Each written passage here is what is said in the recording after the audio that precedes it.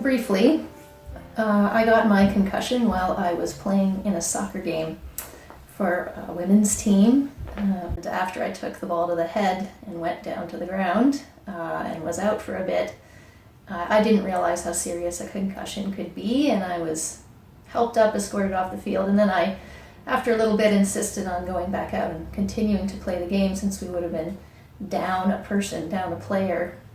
And wasn't a good decision at the time, and I would encourage all parents and players not to self-assess beside the field after you've been hit in the head with a soccer ball. Don't make that call. There were holes in everything I tried to do. My life was riddled with typos. I couldn't remember what I wasn't doing, couldn't remember what I'd skipped over, couldn't go back to analyze or look again. Whole chunks of time stood vacant. Nor could I describe adequately, not for this doctor, not even for myself, what it felt like. Head of steely-eyed needles, head of blasted sand and shards of glass, head I couldn't get away from.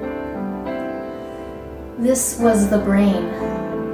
This was the brain that wrote the stories I lived in.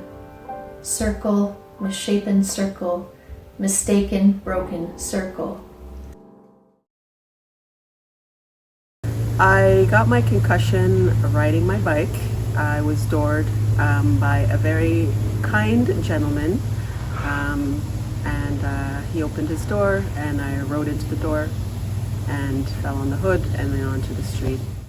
I remember reading "Their eyes were watching God" the week before.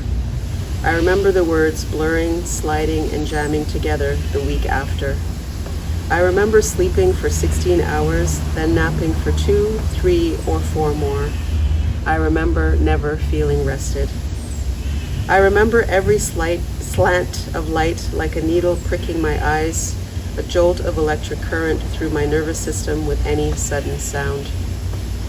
I remember wanting my partner to return from her trip and wishing my best friend still lived in Toronto. I remember Mom telling me blueberries were brain food. I remember my grandmother coming to me in a dream saying, "Rest, sweetheart, just rest."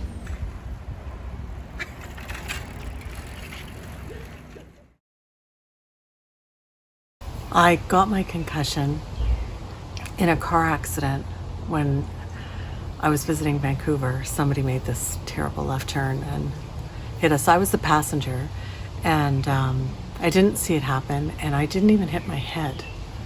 My brain just hit my skull, and that was enough. It's my, I think, 5th concussion. So, the more concussions you get, the worse it gets. I am lost. I squint beneath my sunglasses, shade my eyes with my hand, and try to look around without moving my head too much. I see a bench, sit down, and try to think. Try to separate one strand of thought from another and follow it through. I can feel my brain working. I'm on the main street near my house, and I've been outside for, I'm guessing, 10 minutes. I can only be 4 or 5 blocks from home.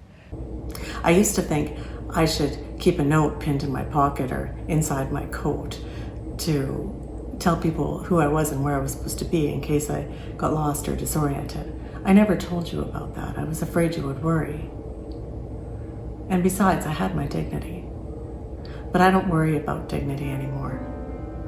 Now, I worry about getting home.